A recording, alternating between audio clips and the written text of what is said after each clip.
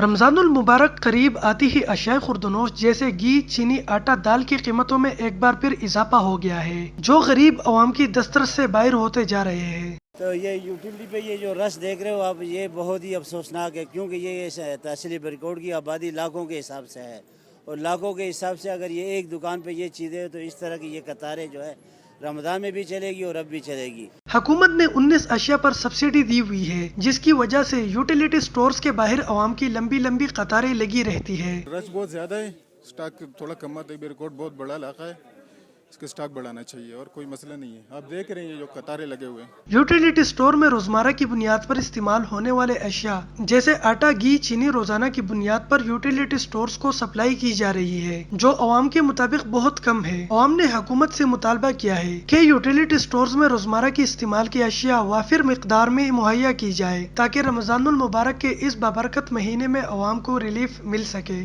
رمضان المبارک قریب آتے ہی اشیاء خوردنوشوں کی قیمت آسمان سے باتیں کرنے لگی ہے، جبکہ یوٹیلیٹی سٹوروں پر وزیراعظم پاکستان کی جانب سے 19 اشیاء پر ریلیف پیکج لگا ہوا ہے۔ اعزاز الحق، بریکوٹ، سوات۔